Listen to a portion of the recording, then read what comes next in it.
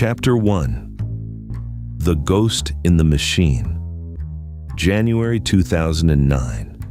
Natanz, Iran. 60 feet underground, behind reinforced concrete walls thick enough to survive an airstrike, a man we'll call Reza is standing in front of a control panel. He's been working at this facility for 3 years. He knows every screen, every reading, every number that's supposed to be there. Tonight, everything looks normal. Temperature, normal. Pressure, normal. Rotation speed, normal. Every indicator on his screen is green. But in the hall next to him, centrifuges are tearing themselves apart. Not one, not five, one after another, in a cascade of mechanical failure that nobody can explain.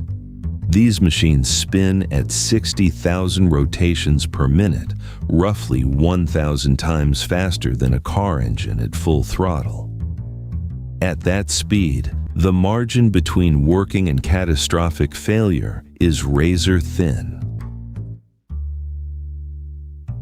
A slight imbalance, a wrong frequency, a fraction of a second at the wrong speed, and the machine doesn't just stop, it destroys itself from the inside. Reza stares at his screen. Everything is green. He has no idea his computer is lying to him, has been lying to him for 2 years. Somewhere at a windowless office in suburban Washington, D.C., a small team of engineers just watched the same data Reza's looking at, and smiled, because they wrote the lie. Think about this for a second.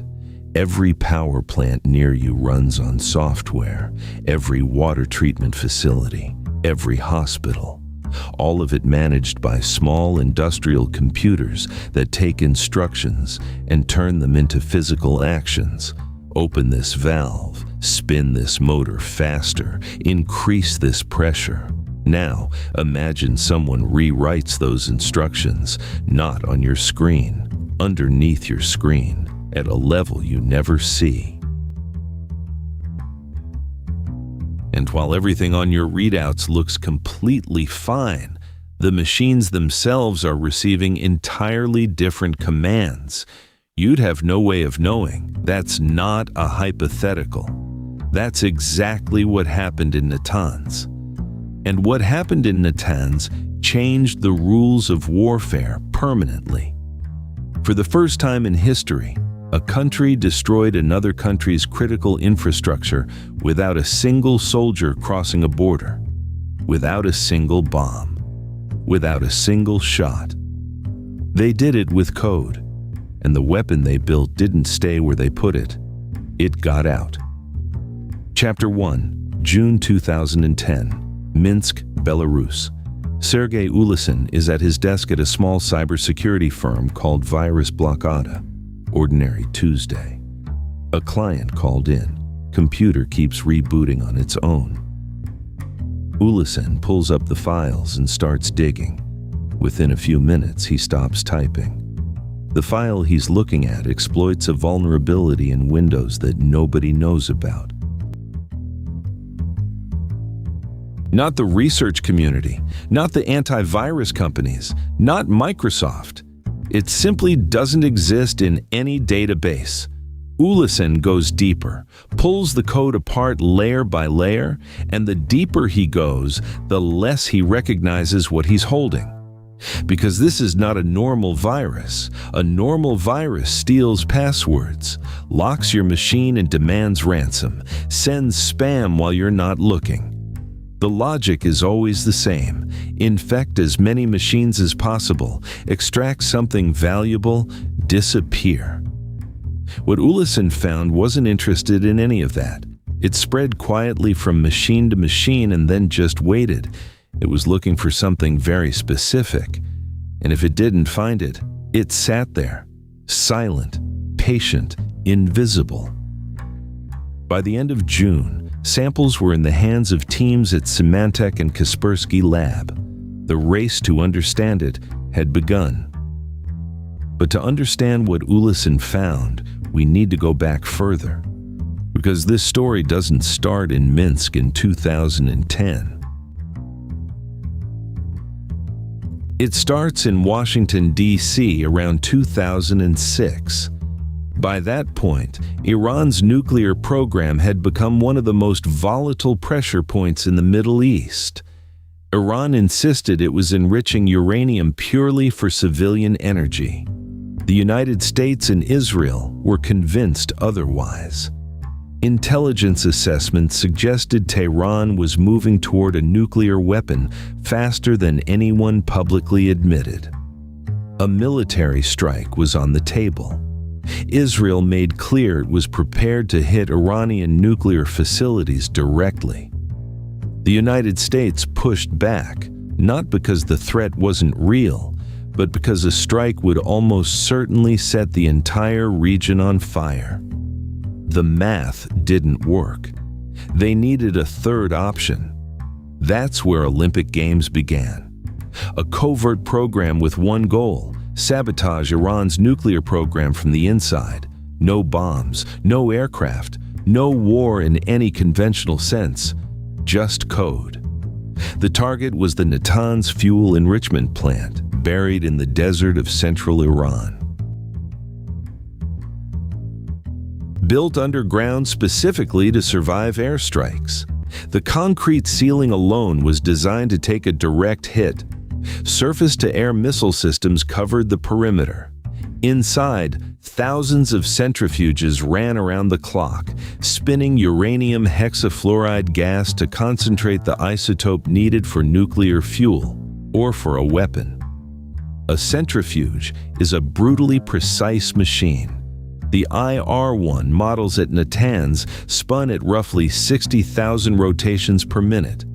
The tips of the rotating components moved at around 700 miles per hour, faster than the speed of sound. At those speeds, tolerances are measured in fractions of a millimeter. Too much vibration, a wrong speed held for too long, and the machine tears itself apart. That fragility became the attack surface.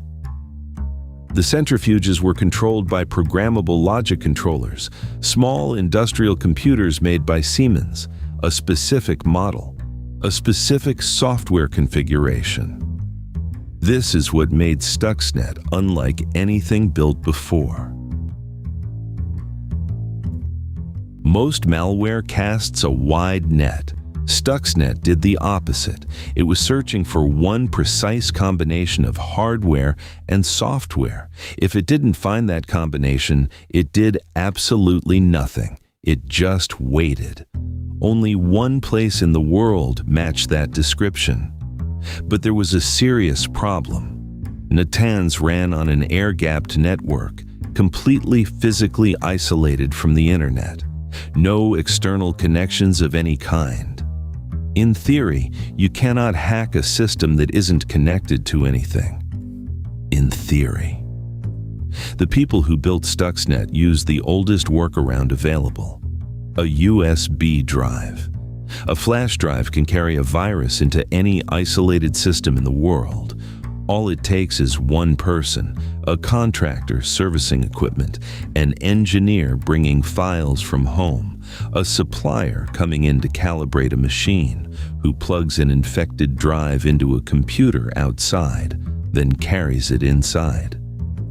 That person might have known exactly what they were doing. They might have had no idea. Stuxnet spread through USB drives automatically and silently, moving through the facility systems until it found what it was looking for. When it didn't crash the controllers. It didn't lock them up or trigger any alarm. It reprogrammed them, silently, in the background, while the controllers kept reporting normal operations to every screen in the facility. Stuxnet ran the centrifuges through destructive cycles, dramatically speeding them up, then dropping them below operational speed, over and over. These variations created the kind of stress and vibration the machines weren't built to handle. At the same time, Stuxnet was intercepting the data flowing back to the operator's screens and replacing it with clean, normal readings. Reza saw green. The machines were shaking themselves to pieces. From 2008 through 2010, Iranian engineers at Natanz lost roughly 1,000 centrifuges out of approximately 5,000 operational units. The IAEA logged the failures.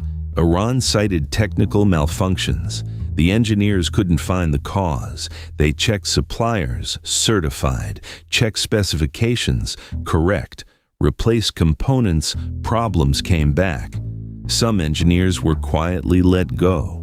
The cause was on their screens the entire time, showing them exactly what they needed to see to keep looking in the wrong direction. Back in the research labs picking apart Ulison's sample, one thing above everything else was becoming clear. Stuxnet's code was roughly 500 kilobytes, enormous for malware. Inside was a modular architecture of exceptional complexity, one component for spreading through USB drives, one for identifying target systems, one for manipulating the controllers, and one dedicated entirely to falsifying the data operators saw on their screens. Liam O'Murchu, one of Symantec's lead researchers, later described reverse engineering Stuxnet as finding an unfamiliar aircraft on the side of a road and trying to understand how it flies by removing it one bolt at a time. But the complexity wasn't even the most alarming part. Stuxnet exploited 4 separate zero-day vulnerabilities in Windows. A zero-day is a flaw the developer doesn't know about yet. No patch exists, no defense exists. On the open market, a single reliable zero-day in a widely used operating system sells for anywhere between $100,000 and $500,000. Stuxnet used 4 simultaneously. No individual builds that. No criminal group does either. The math doesn't work. 4 zero-days in a single operation requires nation-state resources, years of work, intelligence access to the specific layout of a specific facility in a country you've never set foot in. In September 2010, German industrial control systems expert Ralph Langner published an analysis saying exactly that. Stuxnet was a state-sponsored weapon built to destroy a specific target in Iran. The world heard him.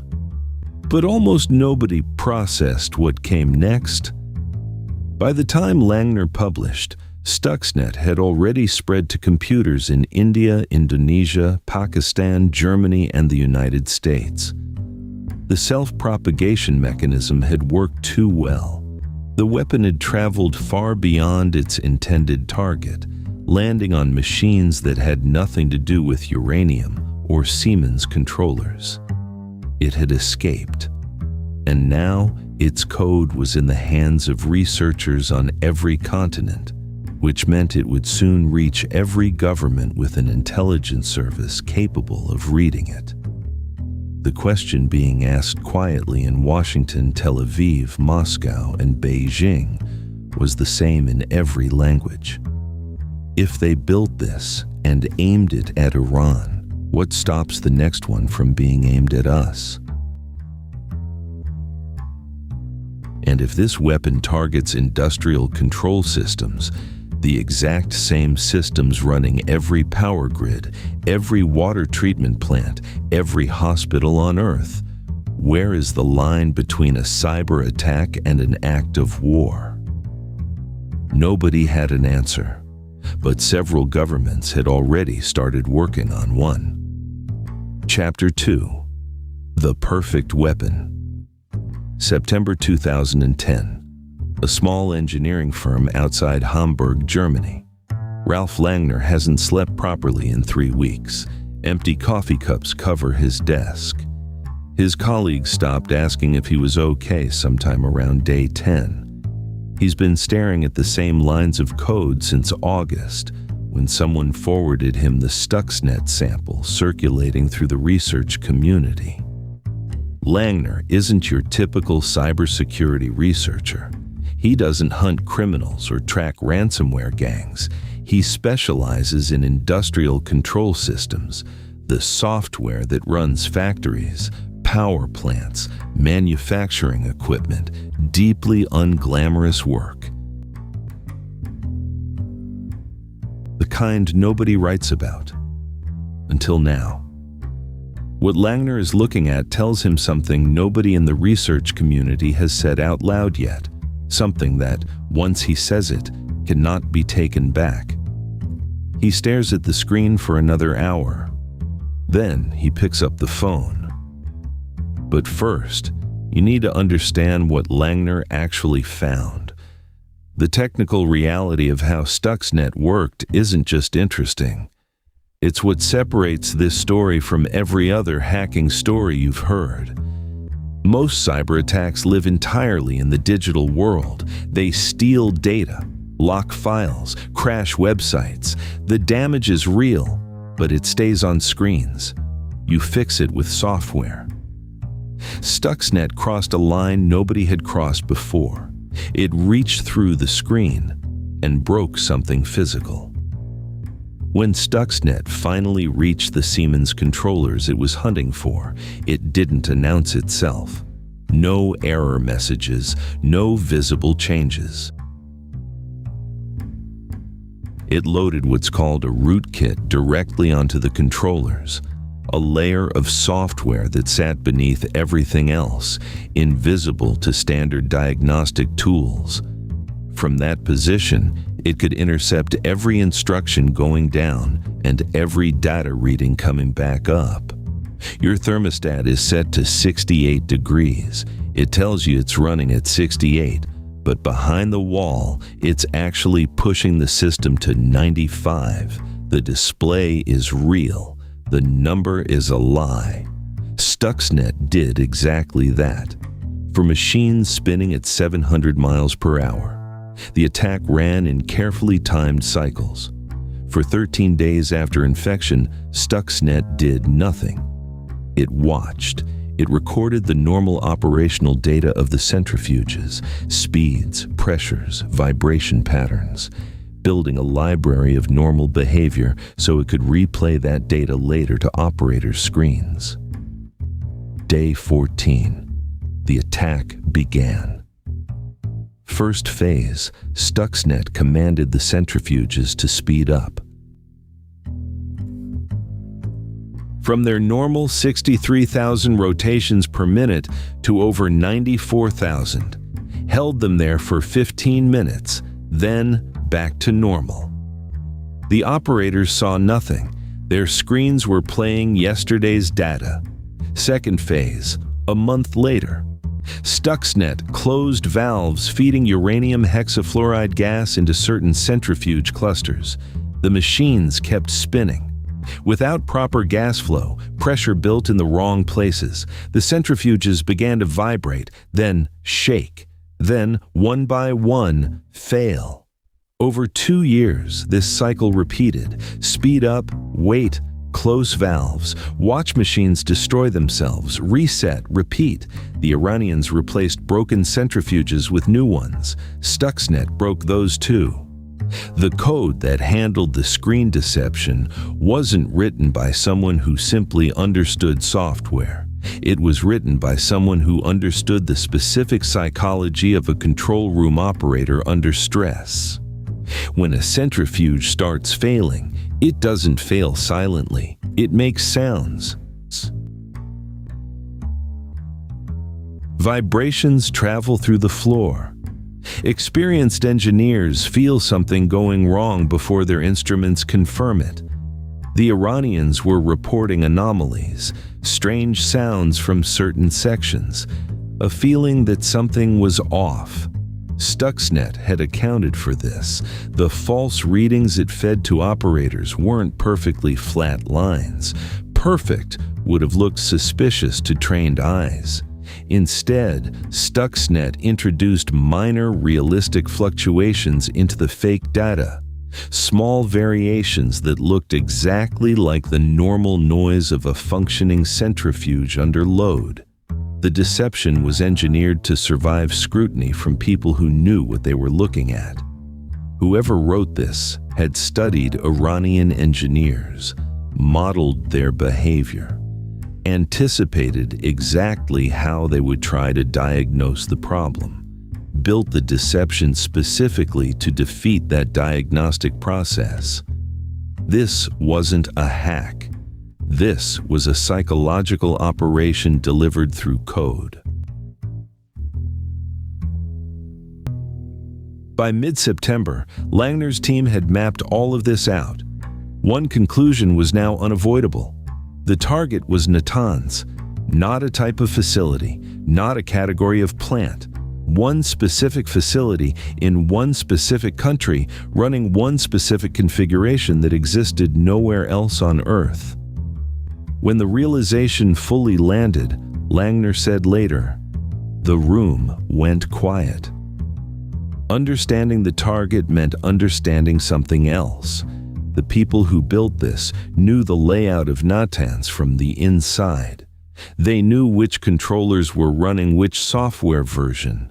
They knew the exact cascade configuration of the centrifuge halls. They knew operational details that don't appear in any public document, and that Iran had gone to significant lengths to conceal. Someone had given them blueprints. This wasn't just a technical operation. It was an intelligence operation that had run for years before the first line of code was written. September 22, 2010. Langner published his analysis online. He named Natanz directly. He said the word everyone in the research community had been avoiding. Weapon, not malware, not a sophisticated virus, a weapon designed by a nation-state aimed at a specific target for a specific strategic purpose. The response was immediate. Within 48 hours, his site had received millions of hits. Intelligence agencies from multiple countries made contact. American officials, speaking off the record to journalists, neither confirmed nor denied. Israeli officials did the same. In the language of intelligence services, that's its own kind of answer. The New York Times would later report that the program started under Bush and accelerated under Obama. Joint American-Israeli Operation, NSA and Unit 8200 working together.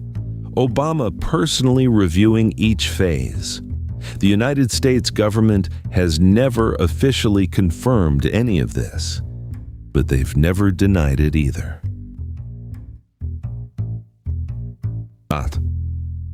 While governments were saying nothing, the engineers at Natanz were finally starting to understand what had happened to them.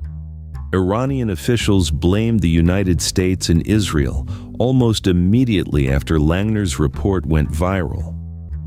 President Ahmadinejad acknowledged that centrifuges had been affected by malicious software, a significant admission for a government that had spent 2 years calling the failures routine technical problems.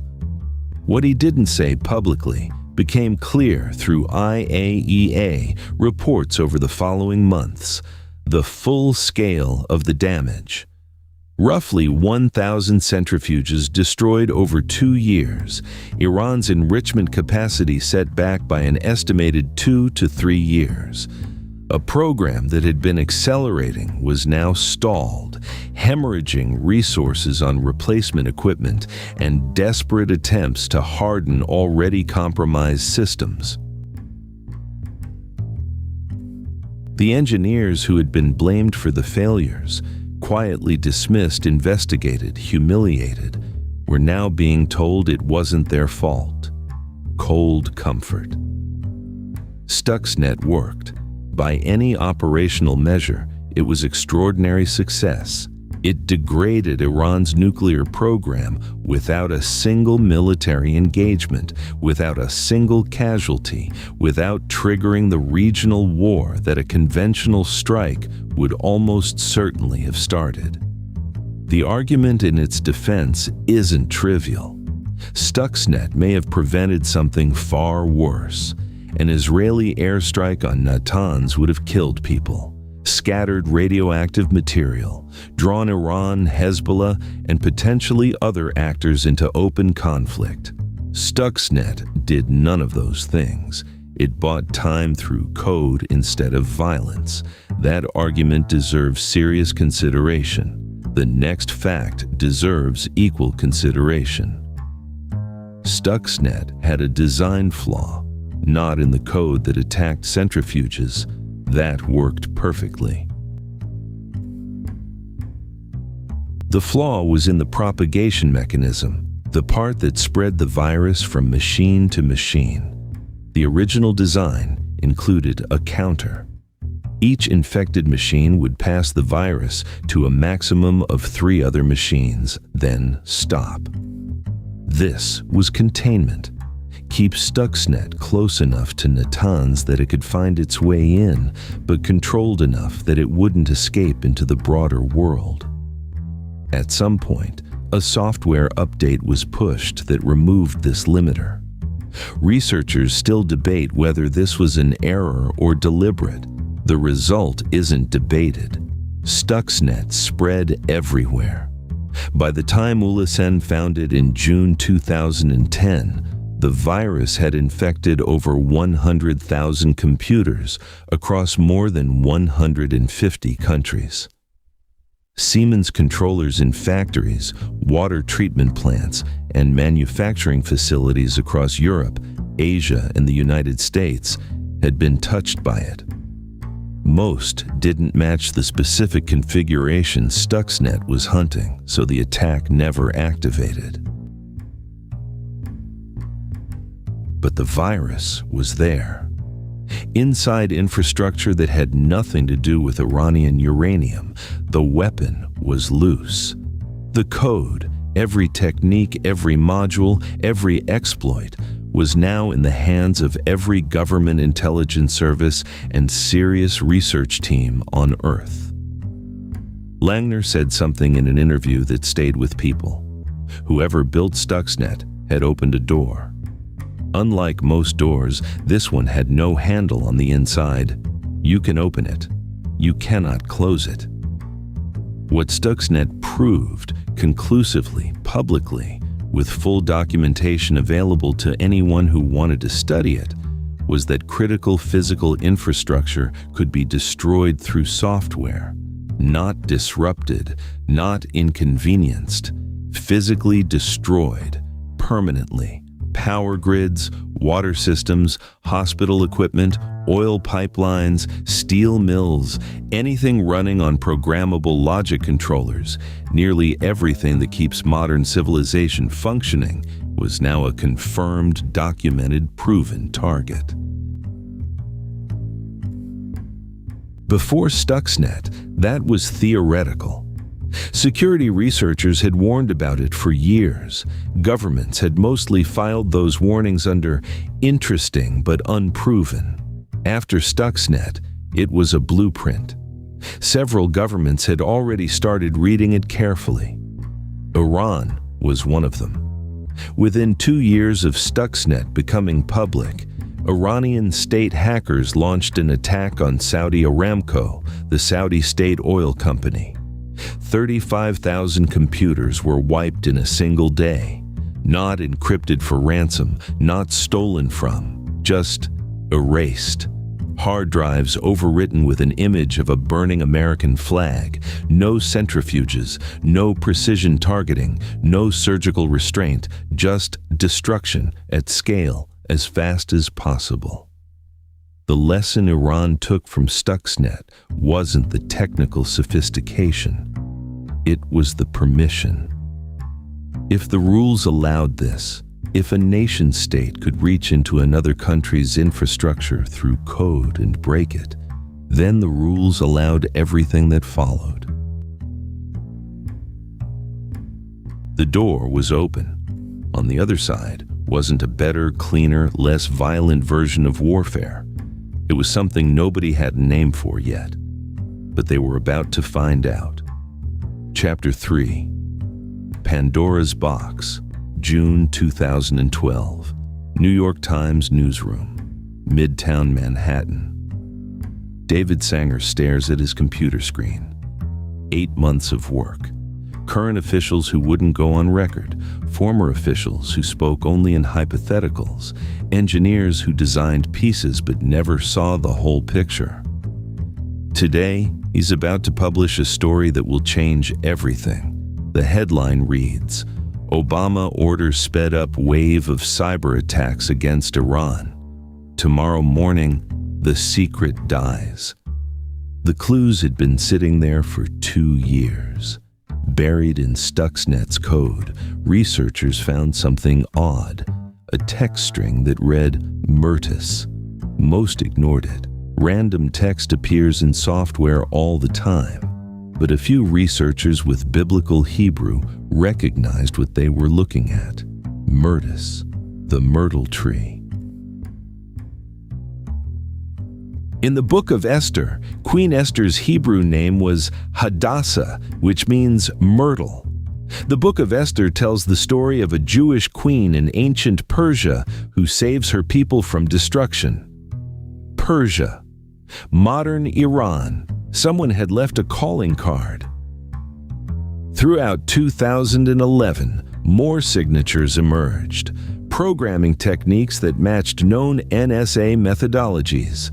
Code libraries from previous American cyber operations, timestamps corresponding to Israeli working hours. The zero-day exploits Stuxnet used? Microsoft had quietly patched them just days after Stuxnet was discovered. The timing suggested coordination between the malware's creators and the company whose software they'd compromised. By early 2012, cybersecurity researchers had reached informal consensus about Stuxnet's origins. Consensus isn't confirmation. Sanger's story was. The reporting revealed not just Olympic Games' existence, but its scope. Bush authorized initial development in 2006 after Israeli warnings that Iran was closer to a nuclear weapon than assessed. Obama expanded it significantly after taking office. Multiple agencies involved. NSA provided cyber capabilities. CIA handled intelligence and asset development inside Iran. Israel's Unit 8200 contributed technical expertise and operational intelligence. Budget ran hundreds of millions over 6 years. Obama had personally reviewed and approved each phase. This wasn't rogue operation or misguided experiment. Deliberate policy at the highest levels. The morning the story ran, the White House issued a brief statement. "We do not comment on intelligence matters." Nothing else. The silence confirmed everything. By then, the consequences were already spreading. Iran's response began almost immediately after Stuxnet became public. Not with statements, with infrastructure. August 2012, Saudi Arabia. Employees at Saudi Aramco arrive at work. 35,000 computers display the same image, an American flag, in flames. Beneath it, text in Arabic and English, "Death to the House of Saud and their American allies." Ahmed walks into his office at 7:30 that morning. He's worked IT at Aramco for 6 years, seen system glitches before. This isn't a glitch. Every screen in the building shows the same burning flag. Email servers down, database systems down, internal communications down, months of operational data gone. He tries rebooting, nothing. Tries accessing backup systems, nothing. Then he realizes the sound he's hearing isn't air conditioning. It's dozens of hard drives spinning down to silence, permanently. The attack, later attributed to cut-and-sword justice, wiped Aramco's entire corporate network. The group was a front. The real attackers were Iranian hackers operating under Iran's Revolutionary Guard Corps. The code borrowed techniques directly from Stuxnet, not the sophisticated parts.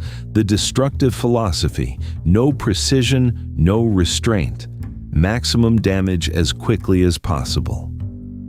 Aramco had to ship new hard drives from around the world to rebuild their systems. The company was offline for weeks. Iran wasn't the only country taking notes. Within 3 years, cybersecurity firms were tracking a new category: Stuxnet-inspired attacks. Malware targeting industrial control systems appeared in Ukraine, hitting power grids. Similar code attacked water treatment facilities in the United States. Steel mills in Germany reported control system compromises that caused equipment damage. The techniques weren't as sophisticated as Stuxnet. They didn't need to be. Stuxnet had provided proof of concept. It showed that industrial control systems could be reached, compromised, used to cause physical damage. Every attack after built on that foundation. 2017, Ukraine. NotPetya tears through digital infrastructure, banks, hospitals, government offices, spreads globally within hours, billions in damage. Russian military hackers, 2017, Saudi Arabia.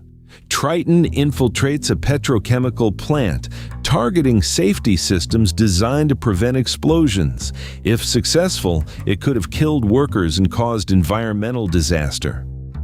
Iran, 2019, Venezuela. Power grid fails repeatedly over months, millions without electricity, water, medical services. Officials blame U.S. cyber attacks. Americans deny involvement, but don't deny capability. Each attack used lessons learned from Stuxnet. Each proved the techniques were spreading, evolving, becoming accessible. In classified briefings across Washington, an uncomfortable realization was taking hold. The United States had solved one problem by creating a much larger one. Before Stuxnet, cyber attacks on industrial infrastructure were theoretical. Security researchers warned about possibilities, but no one had demonstrated it worked.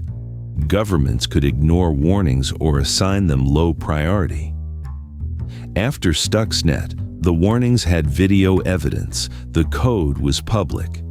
Every technique documented, analyzed, available to anyone with sufficient knowledge.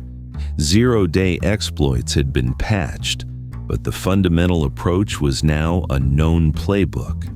Target industrial controllers, manipulate their behavior while hiding manipulation from operators. Countries that could never have developed these capabilities independently now had a roadmap. The moral calculus had been complex. Olympic Games supporters argued it prevented regional war. Israeli officials had made clear that military strikes on Iranian nuclear facilities weren't just possible, but probable. Such strikes would have killed civilians, potentially scattered radioactive material, almost certainly triggered broader conflict involving Hezbollah, Hamas, other Iranian proxies.